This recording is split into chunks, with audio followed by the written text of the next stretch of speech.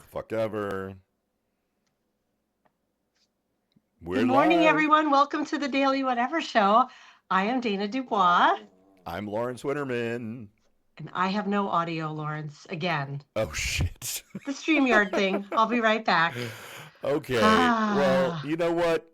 In that case, I'm just gonna bring Rachel on. Good morning, Good morning! Rachel. At this woman writes how Surprise! surprise.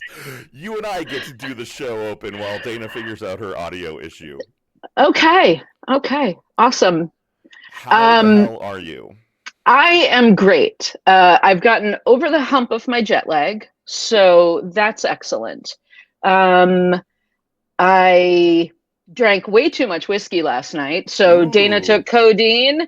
I have a standing Thursday night. We do tabletop RPG, tragically nerdy. Um, so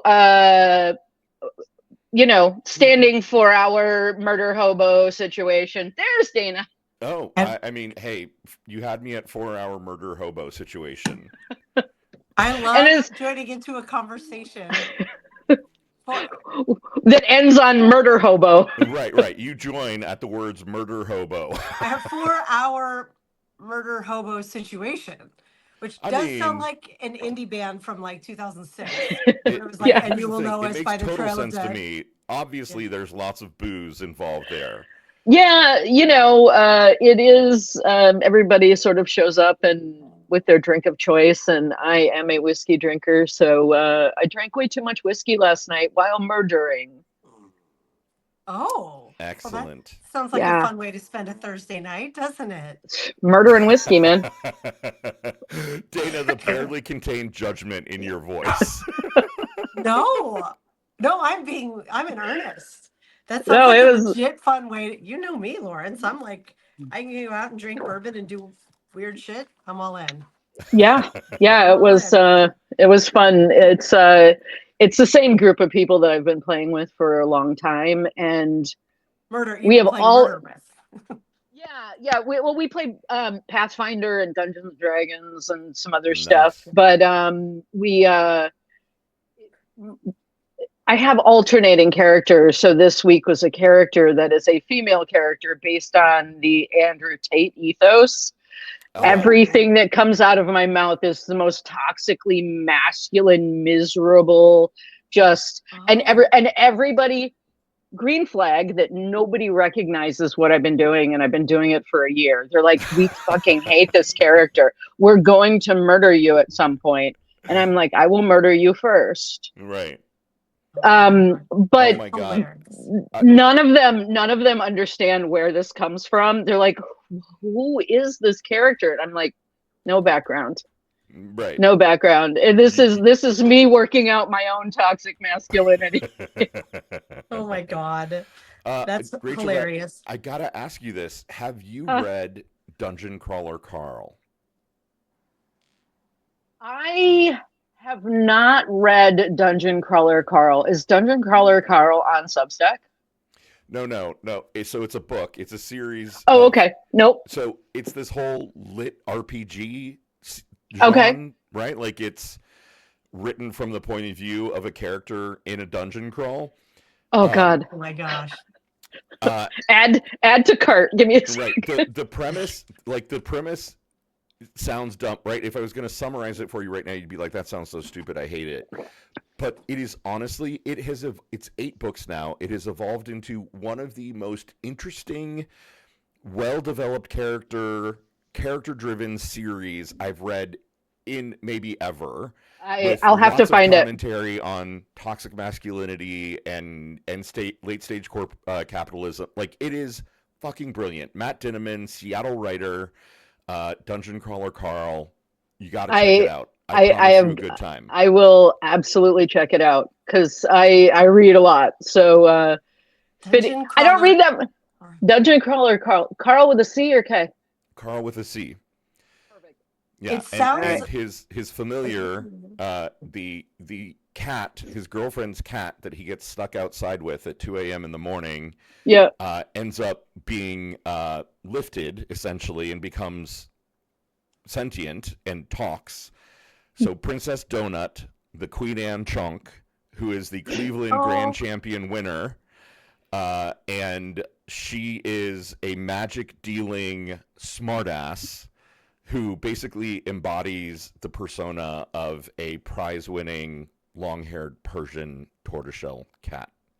Oh my God, I love this. So my familiar is a raven called Nevermore.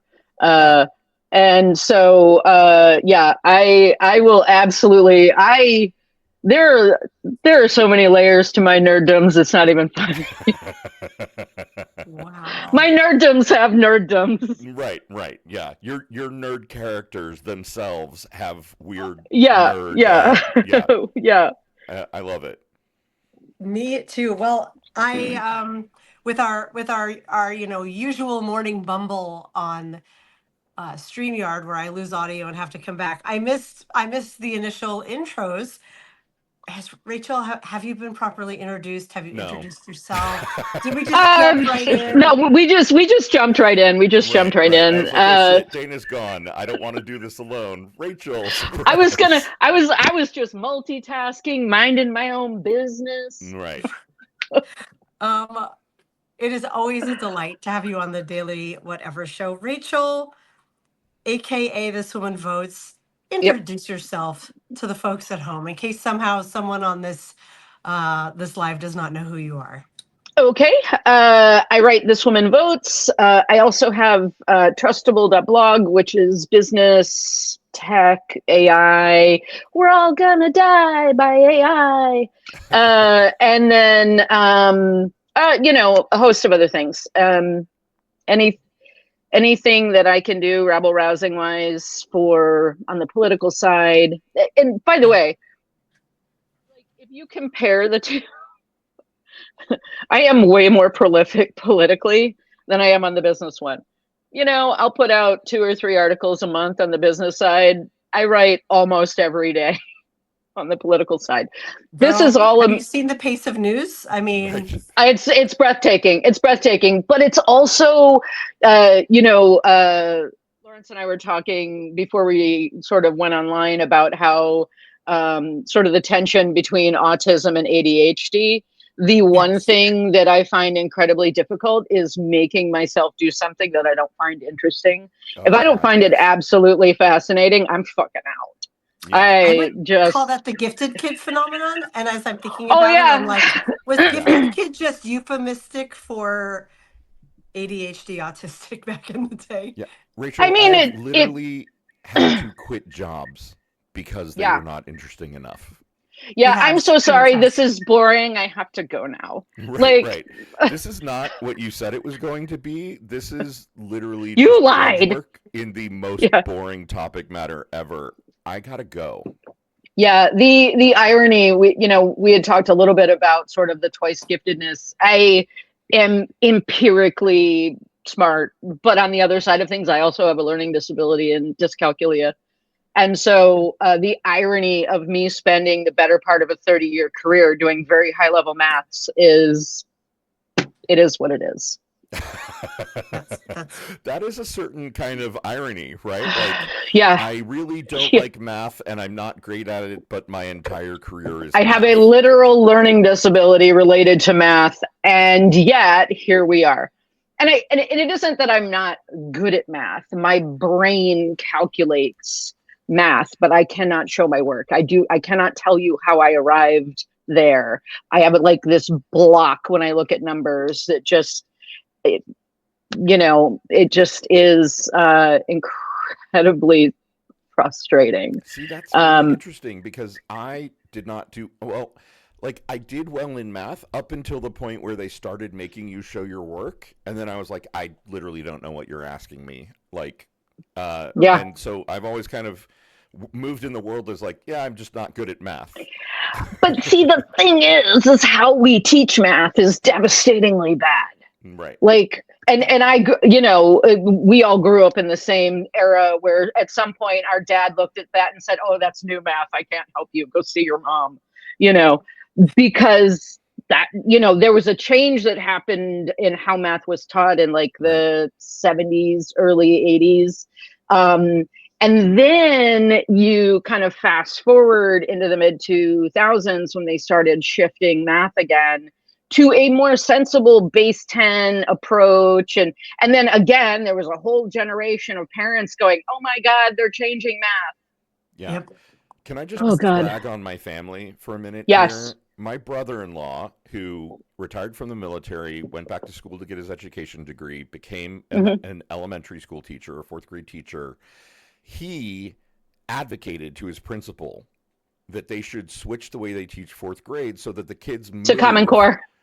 from, class to class, kind Yeah. of like you do in middle school and high school. And he was like, and I'll be the math teacher.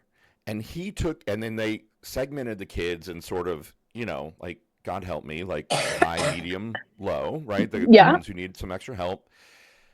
His school is the only school in the district where kids are succeeding at math. His class is the only fourth grade class.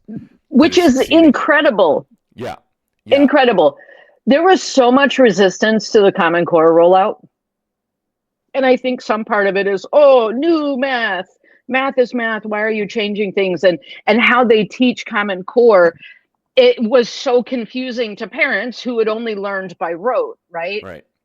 But Common Core and taking everything to base 10 and building a foundation of place value understanding is such a better approach to actually teaching foundational skills and not rote. Because I grew up, starting with a times tables chant in the third grade or fourth grade. Third grade. Oh my God. Right. Exactly it was like third grade or fourth grade, right? Where you were like, you would start off like 10 minutes of chanting times tables with no understanding of why times tables are times tables and what is place value and all of this other stuff. The thing that's interesting, Rachel, is he's combining that. Like he's making them do the timed, here's your, you're doing your sevens today. You've got, 90 seconds, go.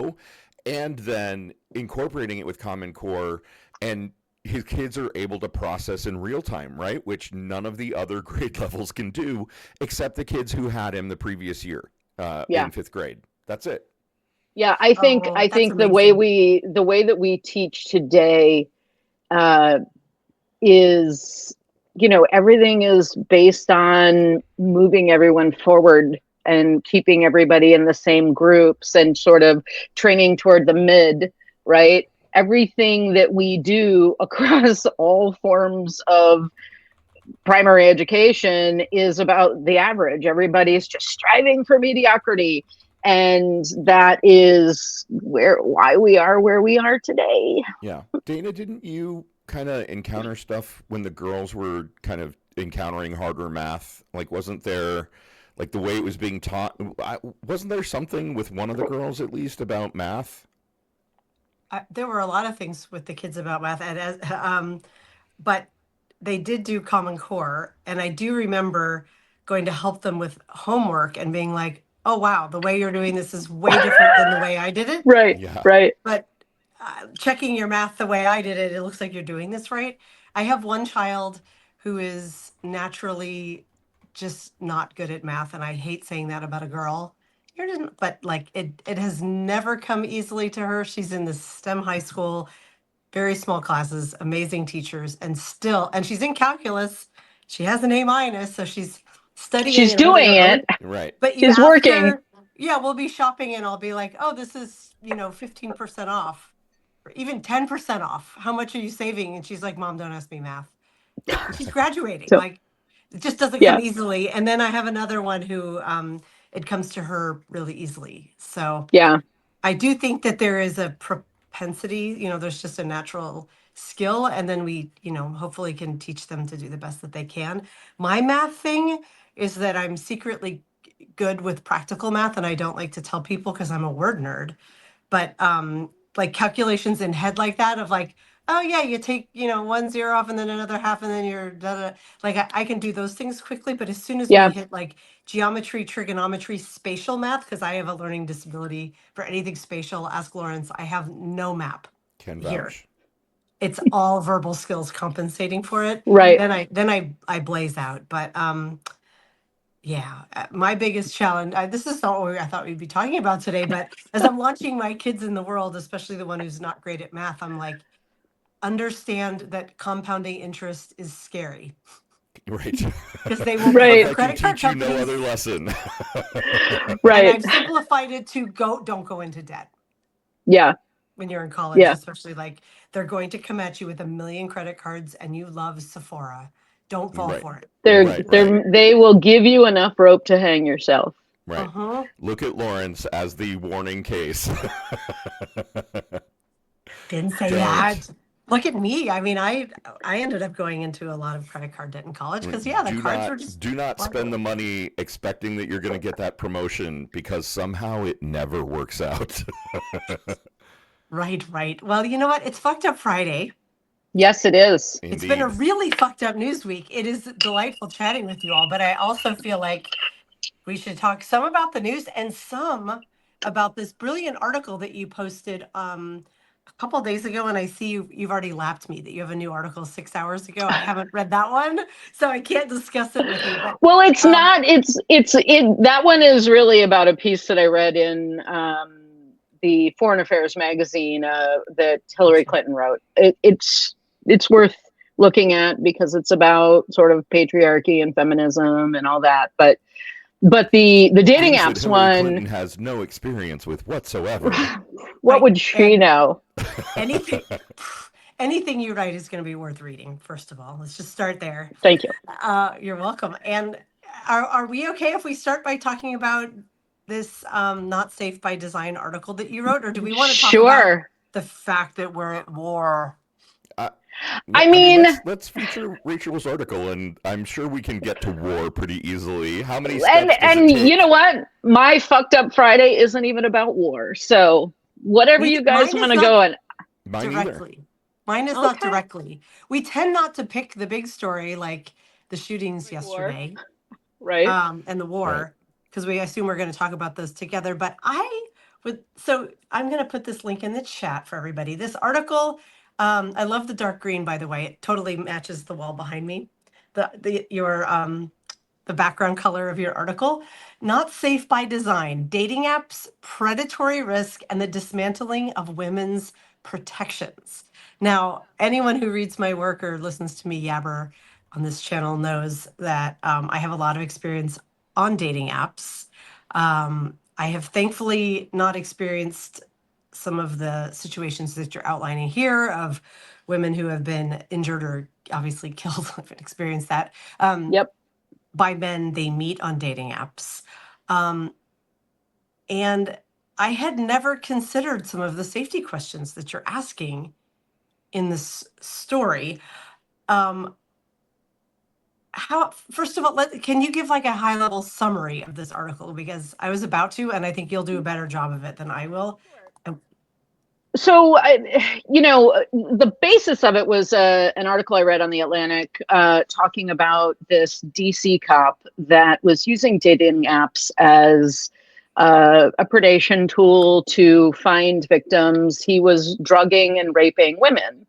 And if it hadn't been for this woman who sort of most of these women had no idea what had even happened to them because they woke up the next morning feeling icky and unaware of what happened. And so this woman woke up, felt uncomfortable, decides to report it and go to the hospital. And they look up her date on a video camera and see him pouring something into her drink. Oh, God. And no one in the bar noticed. She didn't see it, and no one in the bar saw it. She didn't see it. Nobody in the bar saw it. You know, there was a story a while back of these college kids that created a fingernail polish that would identify.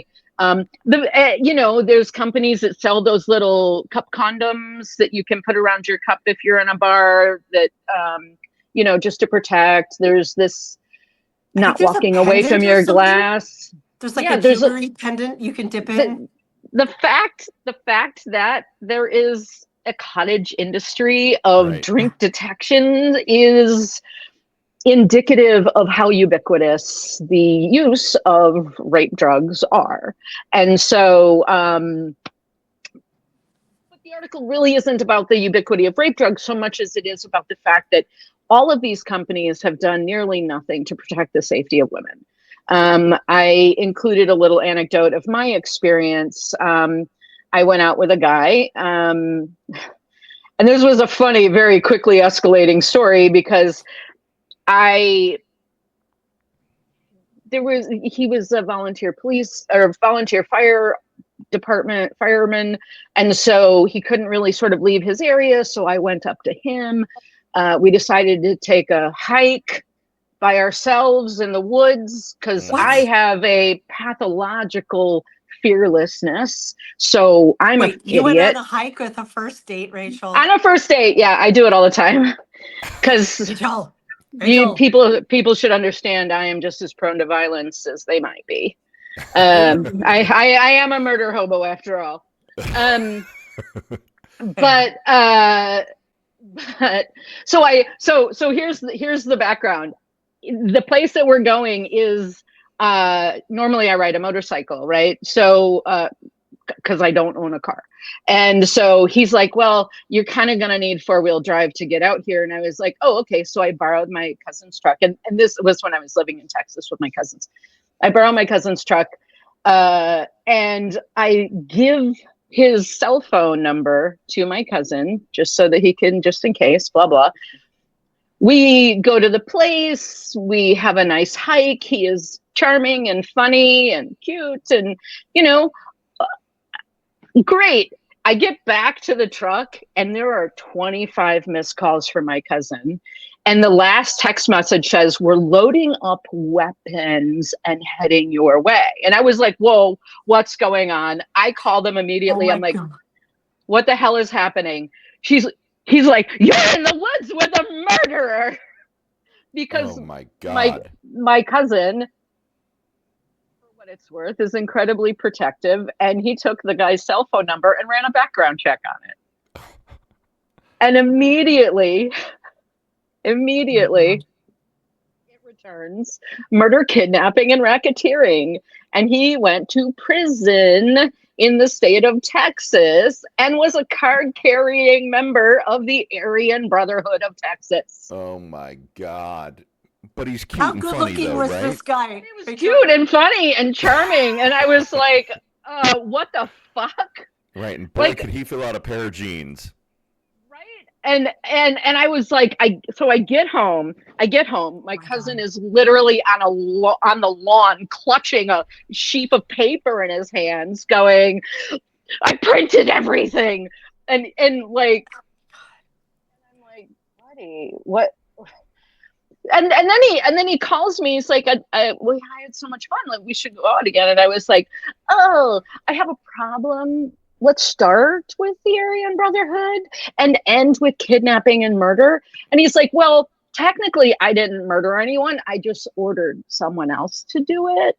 And I'm like, no, that's not a pass. That's not a pass. Rachel, see, that was brave of you to say that. I probably would have gone with something like, you know what? I got back together with my ex. It was great to meet you. I wish you the best. Right. No. Oh, no. Back to being pathologically fearless. I don't give a shit. I don't do anything to protect anything. I'm just like all in all the time. So to come back to the story, though, I'm sure you told whatever app you met him through and they took him off the platform, right? Absolutely they not. Deplatformed him, right? They did zero. Right. I know. They did absolutely zero. I was setting you so because they're nothing? not obligated, right? They're not obligated. No. They work on a model of essentially outsourcing risk. They make people available to you, and it's up to you to do the due diligence. Post that experience, I always got a cell number and always did a full background check. Wow. At a minimum, and if you give me your cell phone number and I run a background check and it's a burner and there's no digital footprint, we have nothing else to talk about because you're doing something shifty in the back. We're not playing those games anymore. Yeah. But also, like, if I could say, like, I was married for 26 years. Right. And then I wasn't. And dating has changed. Dating has gotten weird. shit has gotten strange out here, and apps have enabled so much really unhealthy shit.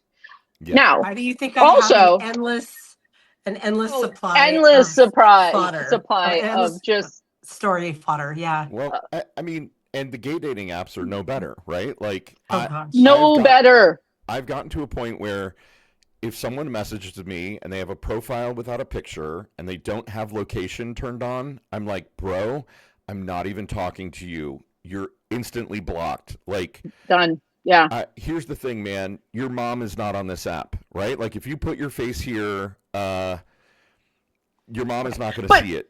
She's not okay, here. so my son was on Grindr, and I was scrolling because I'm a curious mom, and I'm like, does everybody lead with their dick on Grindr? I mean, Yeah. but like, I do think that the approach, like, I talked with him a lot of sort of the transient nature of what he was pursuing, right? Yeah. Because I want you to have a good, healthy sexual relationship with human beings that respect you and aren't just leading with their dick. I want to exist in a world where I know my son isn't just leading with his dick. That's kind of where mom concern was happening. Mm-hmm. But Well, I mean, but I that's think Grindr, though, right? Like, there are yeah, apps that there are make other you apps put that are more a relationship. safe for work picture as the first profile picture. It just sort of depends what you're looking for. Grindr is very much like, are we hooking up or are we not hooking up? Yeah, we gonna do this? Right. We gonna do this thing or what? Oh my Yeah. gosh. Rachel, I do want Yeah. to let you know that your audio is cutting in and out a little bit. I think it might be related to movement, just so you know. It probably is because I'm a twitchy You're mess. animated. You're animated, which I super appreciate. So in this story, I'm going to keep bringing it back because this Yep. really is a fascinating read. I will share the link one more time. It So really made it clear to me that the apps could be more accountable they pretty could. easily. They do now verify your face, that it's actually Yep. you. Yep. And they do have a way to report. I did that once with Mr. I gave my consent. He gave me bruises. I encountered him on Mm-hmm. Hinge and on Bumble after that. And Yep. on Hinge, within an hour, they wrote me back and said, he's gone. Thank you for letting us know. And Yep. Bumble was kind of like, thanks for your message. And that was all I Where's got. yeah. But I never Yep. thought about taking it to the next step of like, why not have a verification level where it's like, we've run the background check? Yeah. I think that the way that they consider it is in legal liability. Like if they do a background check, then they're liable for the background. I just feel like they don't have a vested interest in the safety of their users. At the end of the day, anything that they do to validate puts them at a more precarious legal risk. And that drives them doing less. That drives women Yeah. being more at risk. And I mean, if you take it to the next level, we have a government that is explicitly removing a lot of that sort of safety protocols. And, we're not worried about women anymore and all of that stuff that is coming out of today's government. So that all adds to the fact there is no government entity to hold any of these people accountable. There is no government entity to require in this environment. Yep. Yeah, that's true. I was just thinking about, I shared your story last night and some Nimrod commented on 3 of my articles or notes from last night with varying disparaging comments. And on that one, he was like, you have to be an idiot to get on an app or fool. I can't remember which word he used. And I just wrote back and was here's like, the well, thing. you'd have to be a fool to respond to 3 of my comments and think I'm not going to block you. And then I blocked him. Right. So. I don't have a lot of judgments. After divorcing and everybody goes through their phases. If I want to sport fuck my way across Houston proper, that's up to me. And That's great. the tools are available regardless of what app you're using. You know, consenting adults can do what they want to do. Yes. And I But just think that there ought to be some other protections in place. There should be some requirements for, if I report someone attacking me or assaulting me, it should be taken seriously and remediated immediately. And there should be a registry. Like, Right. why don't we have a more rigorous federal registry that everybody is required to, you know, I mean, we have the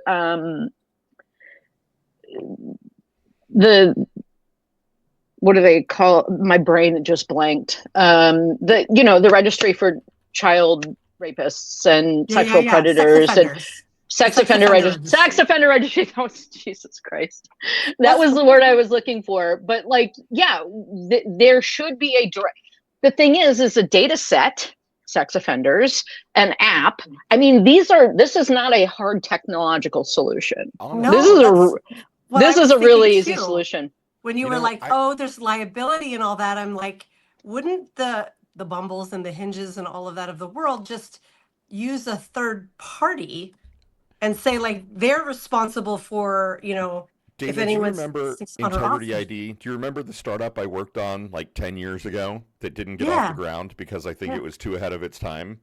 Yeah. The whole idea was create a website, you know, create an app, whatever, where people voluntarily sign up. They voluntarily submit to a background check, like an employment level background check. You're not guaranteeing their future good behavior, but you're at least saying, hi, I'm Joe Schmo, and here's my like unique ID. Credentials. You can verify that I passed the Integrity ID gold level background check, which means I'm not a convicted felon. I, you know, like whatever. Yeah, you have to do them to get a job. Like there are third-party agencies. Right. Yeah. Yeah. It would not be hard to vet against a dating app.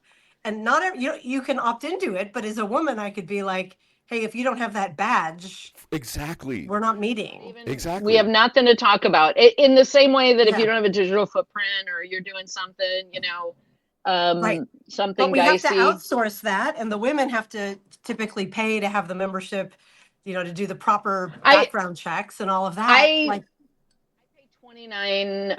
It's $29.99 a month for Ben Verified, and I use it at work, so it's like a business expense. But I use it for all sorts of shit. Because you give me your cell phone number, I can know who you married in 1999. Like, I'm gonna call you next time I'm. Where do you live? What are you doing? All of your legal stuff. I can pull everything, and it costs me $30 a month, and it's a business expense, so it's not that big of a deal for me. But and I have plenty of friends who are calling me up, going, "Hey, can you run this number for me?" Yeah. I do it all the time. I mean, $30 a month. It's not nothing. It's not nothing. It's not nothing.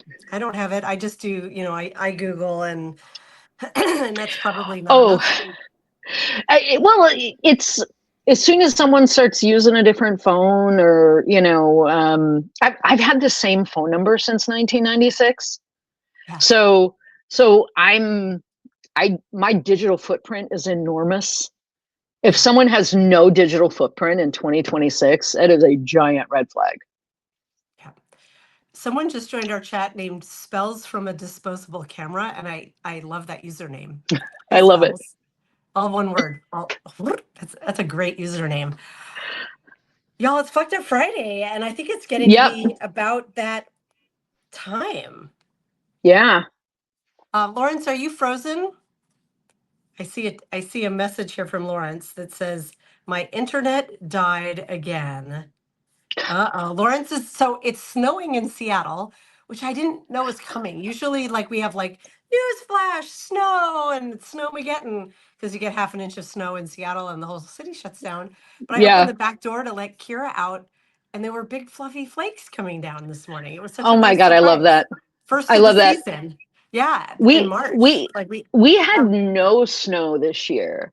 Same, no snow. And so that was a really nice surprise. But Lawrence said there was a windstorm and his internet was down. So it looks like We may be having a Fucked Up Friday competition for Okay. Okay. which has never happened before. Okay. And I'm going to lose. I already know I'm going to lose hard, but maybe I we'll get don't started. know. Yeah. Although now that I have you here, I'm like, do I have any more questions about your story? I don't have a happy ending to it.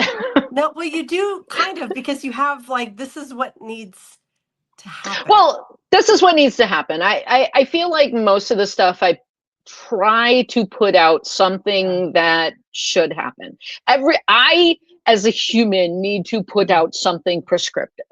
Something that says, here's how terrible it is, but this is what we can do. And I think that probably 80% of the time I do an okay job of that. You really do. And I love that. And I love, because, you know, I'm a memoirist, so I love a narrative arc. You end, I'm going to read your ending here, because you come Go back ahead. to one of the stories. You say, headings, some or subheading, somewhere right now, ... There is a woman who thinks she had too much to drink on a date she does not remember. She went home disoriented and maybe ashamed. She has not gone to the police. She does not know she is a victim. The investigation in the Valentine case is trying to find her. Whether the infrastructure exists to help her, if she is found, depends on decisions being made right now in budget offices and legislative chambers that have nothing to do with her directly and everything to do with her actually. The question of women's safety is structural. It always has been. The only variable is whether we are designing systems that acknowledge that fact. Like, I love that you brought it back to storytelling, because this gets very empirical and the facts and presenting cases.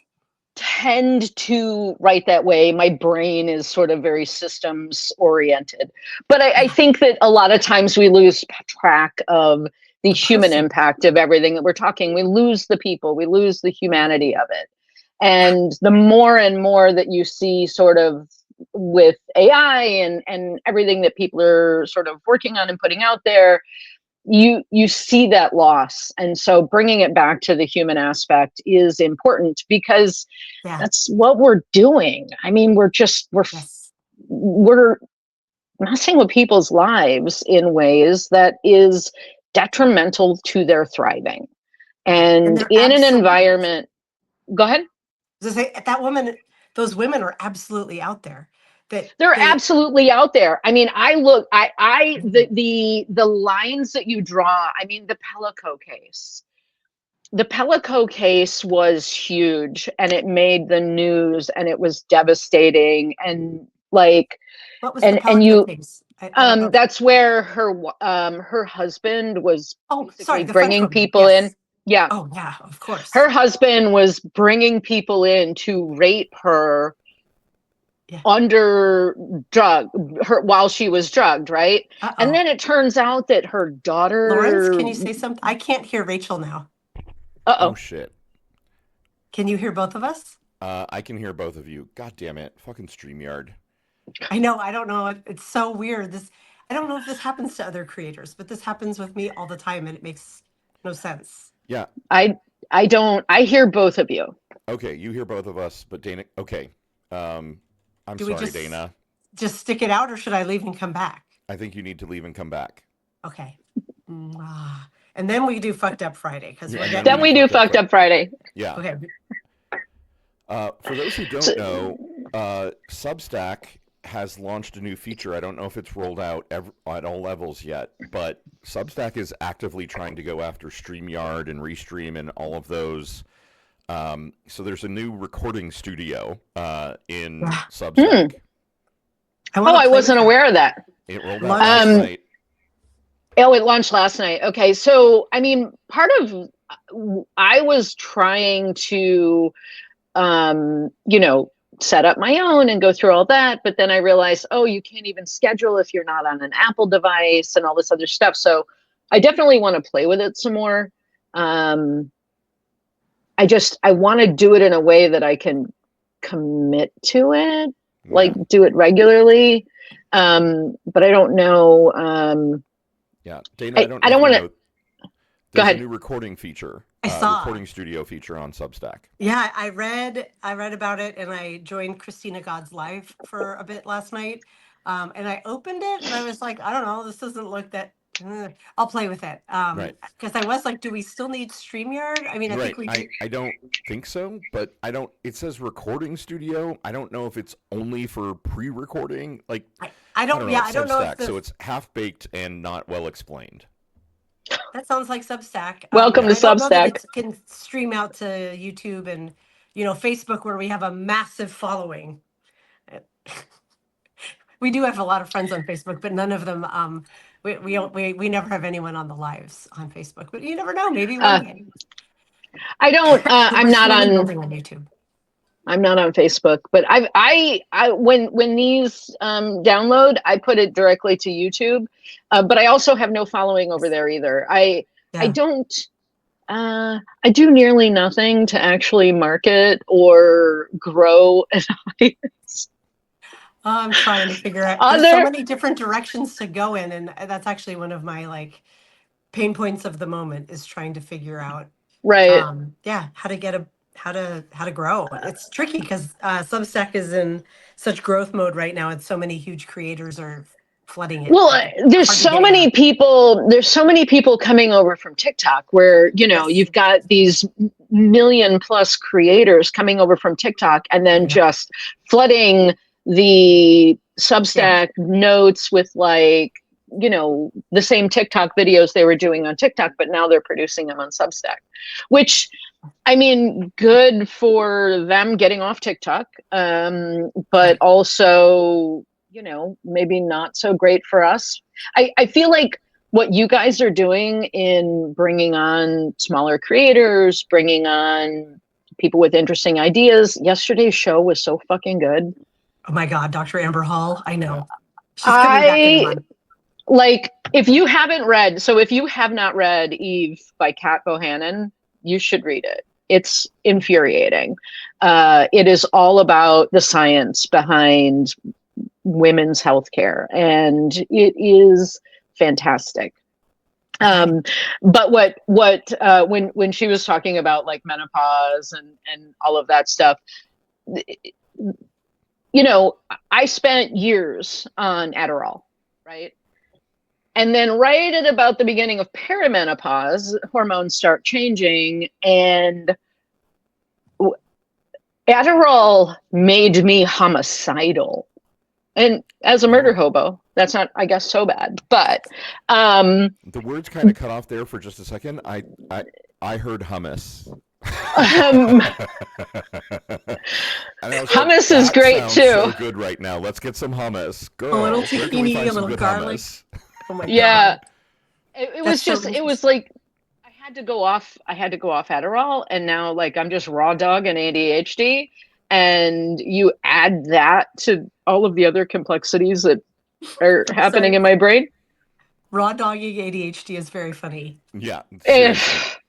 It's chaos. It's absolute chaos. I've been doing that my whole life.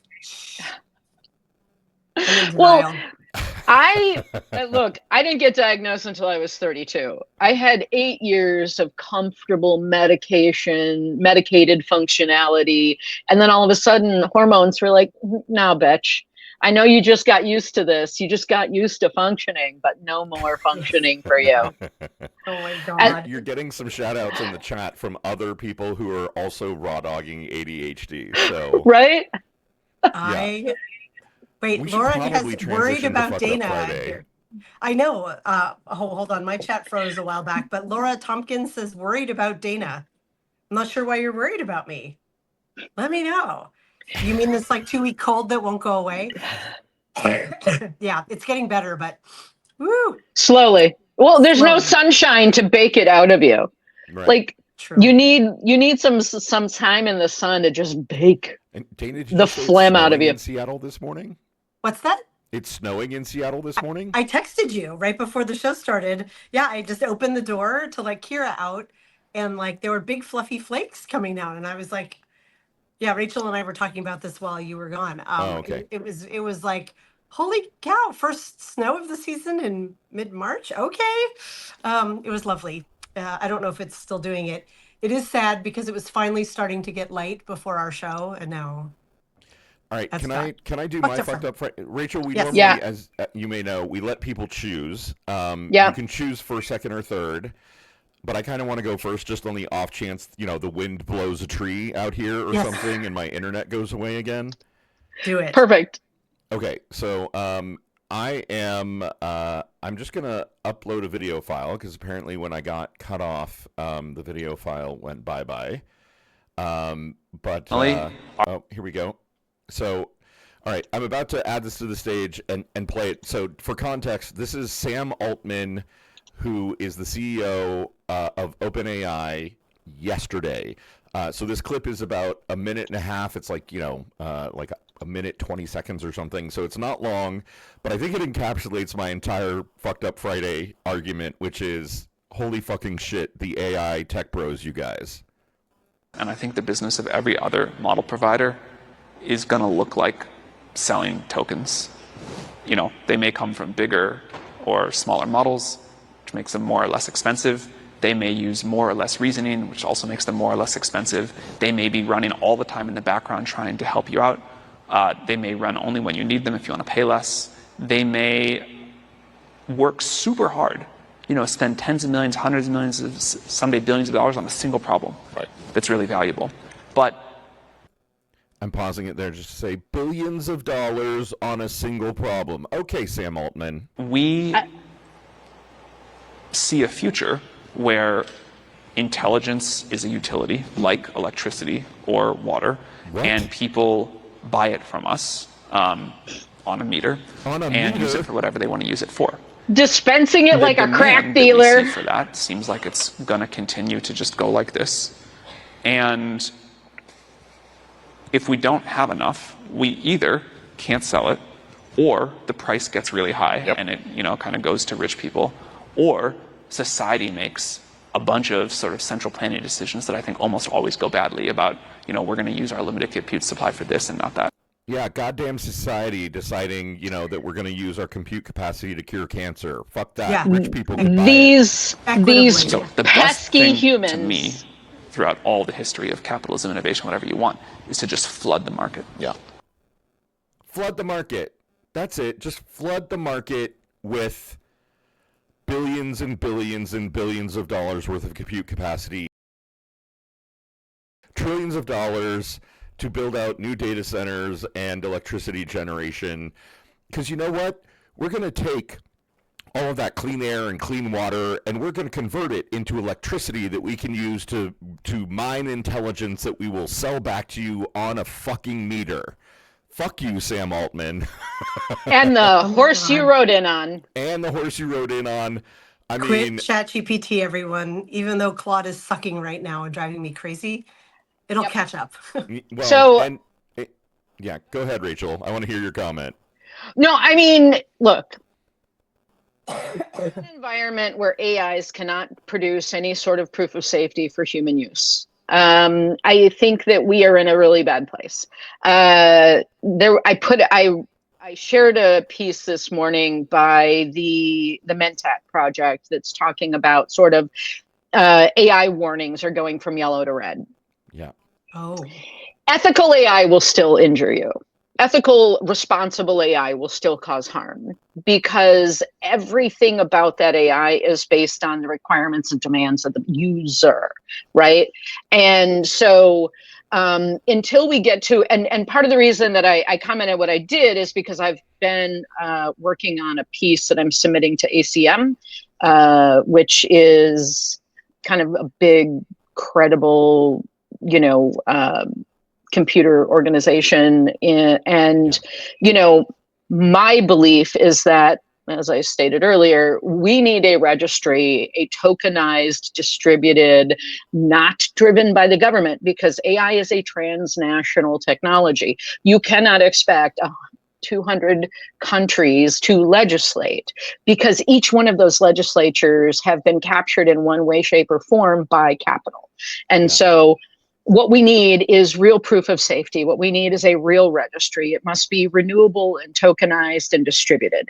Without those things, we will not achieve real human safety from AI.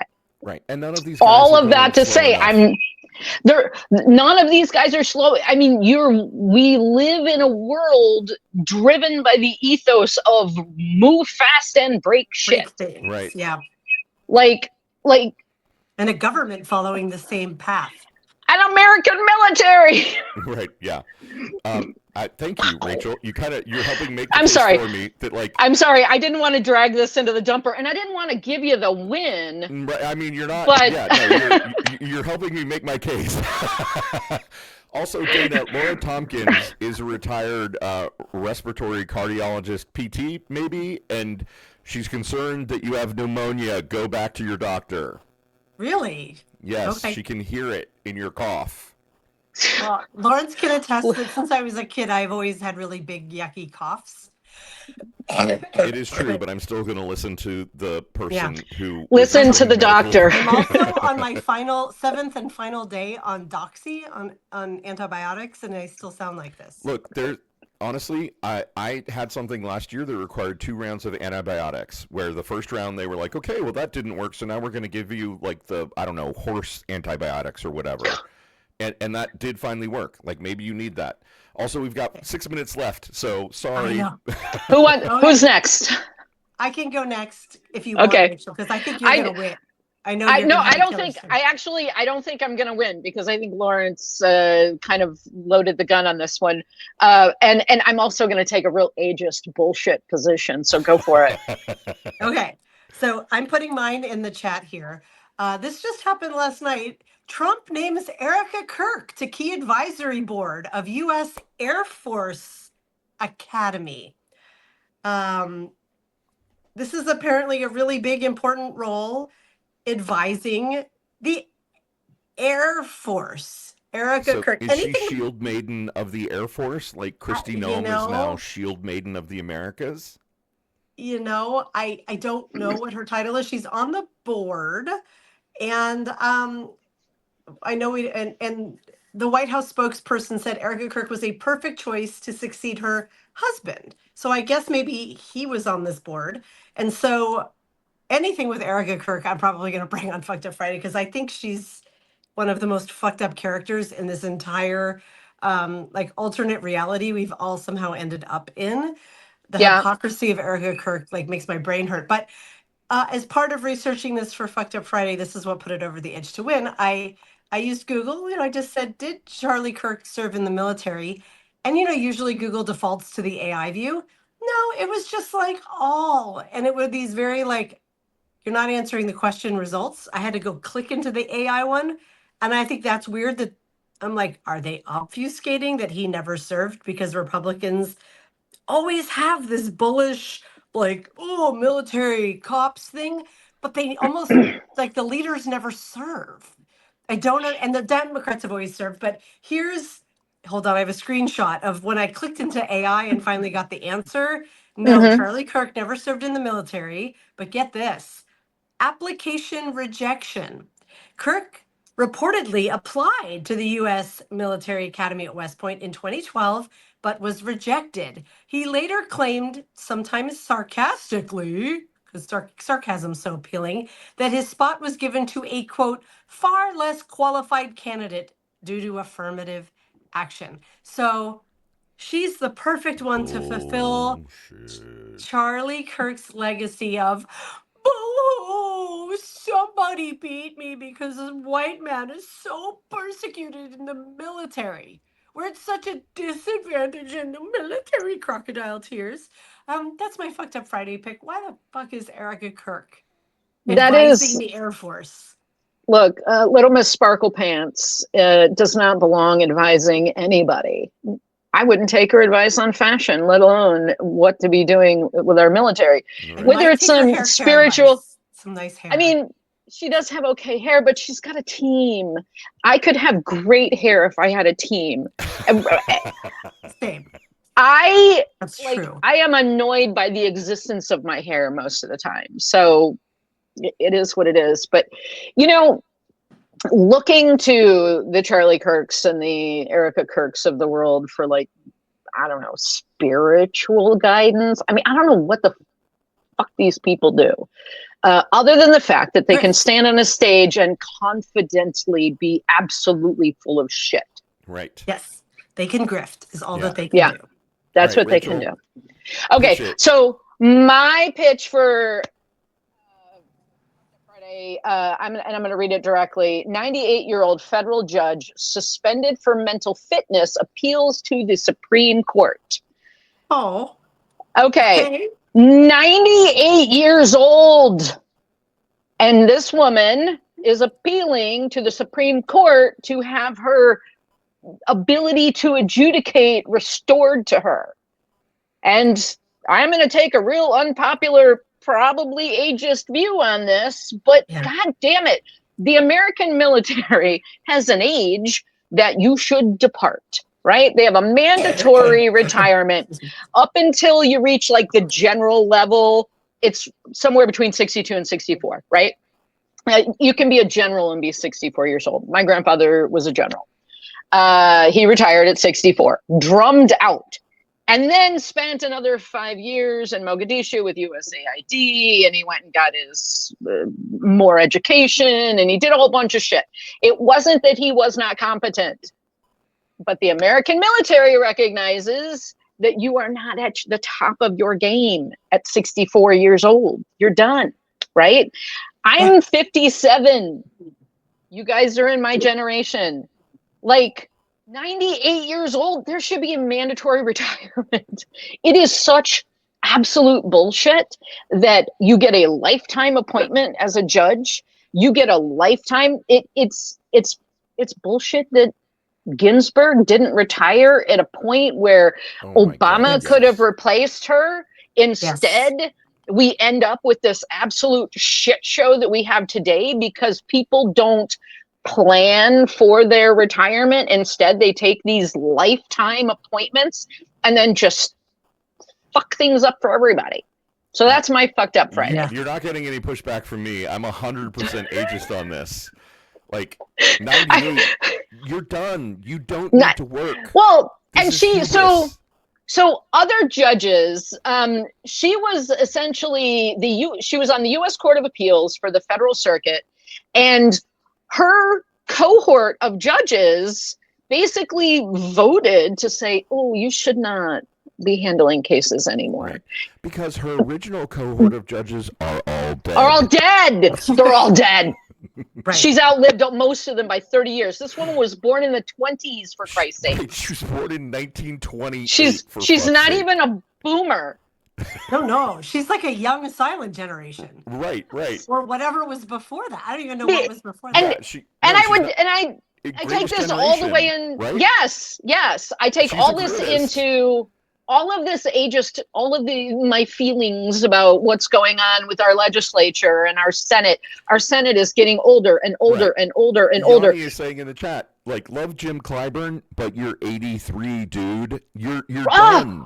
We have someone, and the name is escaping me right now because brain's not braining, but we have someone in our Senate today that has been serving since Eisenhower.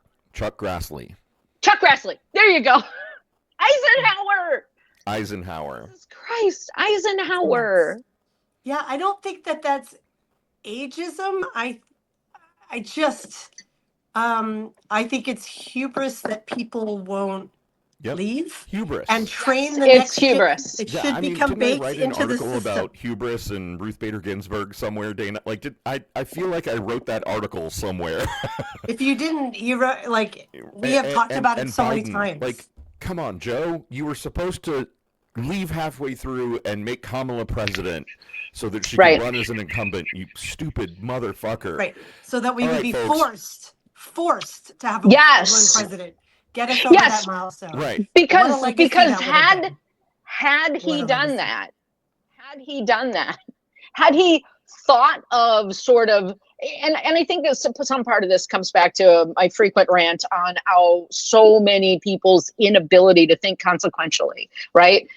You should be thinking 2 steps ahead, 3 steps ahead. What is coming next and what comes after that? And Right. if you Yes. cannot get to that level of consequential thinking, you should not be legislating.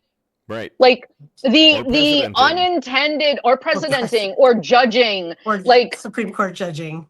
the level of absence of consequential thinking and the number of times we have seen someone legislate something and realize, oh, we didn't realize fetal personhood was going to fuck up IVF. You dumb shit. Right. Like, Right. Oh, now we're falling behind in everything biomedically related because we can't do stem cell research. You stupid motherfuckers. Right. right. Like there are everything that you do it, and some of this comes sort of down to like this chaos theory and butterflies flapping wings and whatever, but like if you can't think a couple steps ahead, Right. Look around Time the to get corner, out. you guys. Yeah. Yeah, if you start a war with Iran without a plan for oil, we didn't even talk about the whole like we haven't even talked about it. sanctions honestly, on like, Russia. should we even look at what the market is doing this morning? Like, literally, I have no idea. I don't even want to think about It it. hasn't been that Possibly be happening. Oh, the price of oil has fallen to only $95, and the Dow is up by a teeny tiny little bit. yeah, it's I- held relatively stable given I've seen a couple of actual predictive models that show that oil could hit 150 to 180, and I'm Same. just like, Yeah. No, I mean, on the upside, I don't drive. I ride a motorcycle. I put 4 you know gallons who of gas had a in. plan? Iran had a plan for Iran this. had a plan. They have Well, hundreds of thousands of dumb bombs, and they know that all they need to do is fuck up the Strait of Hormuz long enough to drive the oil price up that it collapses our bond market and then collapses our stock market. And then the AI bubble bursts, and then we're in a depression. welcome. Welcome to Yay. 2026, y'all. All right, we I should think- vote. If you're voting for Sam Who's Altman voting? being a complete and utter fucking schmuck selling intelligence back to us on a meter, put my name in the chat. If you're voting for Dana, and why can I never remember what the fuck your thing is, Dana? I don't know because you don't pay attention to me. It's Erica Kirk advising Erica Kirk. being being to honor her husband who said he didn't get in because DEI people got in instead of me. Yes. What's after octogenarian? Nonagenarian. Nonagenarian? Nonagenarian. Okay, makes this sense. near centurion. Near Yeah. Centurion is better. Yeah. This near Centurion tells if you're- his story if you're voting better. for Rachel and her ageism, her explicit ageism against this near centurion, or centenarian, I think is the proper way to say it. Centenarian. Yeah. Then, Centurion put is Rachel's name a- in the chat. Vote now. We will count them up. Sort of. PricewaterhouseCoopers is waiting in the wings right behind me.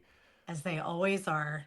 Right. All right. It's seeming kind of tied a little bit in the moment. I see some Rachel, Danas. I see some Lawrence. Lawrences. I see some A Rachels. lot of Lawrences. I feel like it's hard to beat Sam Altman for just absolute bullshit. Well, and Yeah. also because he has the most punchable face. Like maybe He right really after JD does. Vance. Yeah. It's Oh, right up there as a God. punchable face.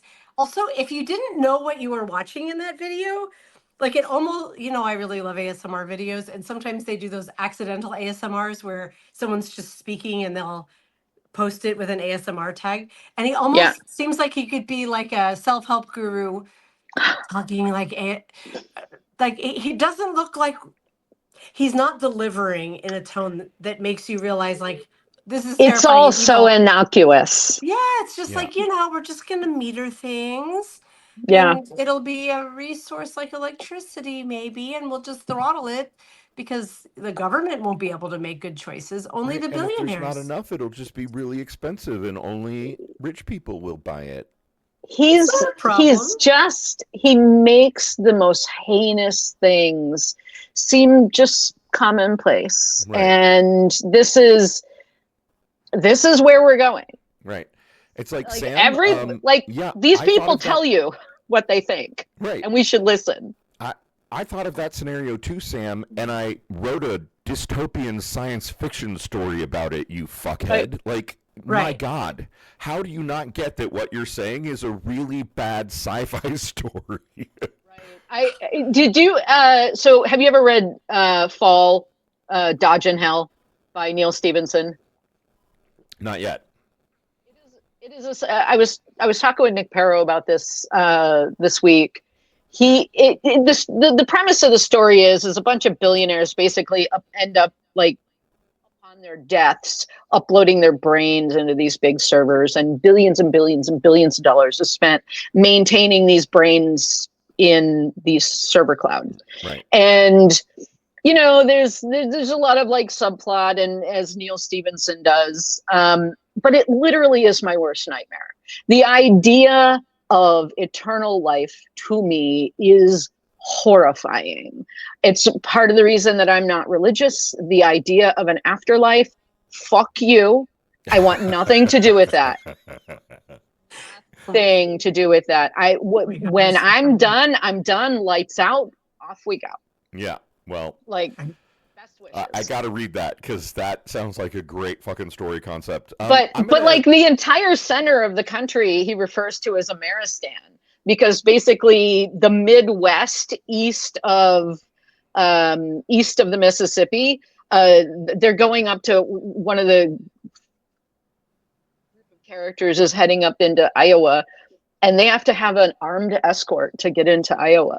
Like makes sense to me.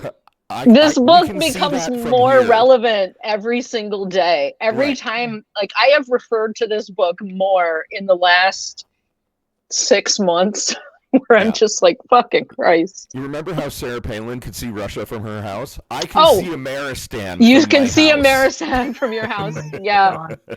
The chat is asking what the book is called again. Can you say that one more? It's called, and I might screw this up, I think it's called The Fall or Dodge in Hell.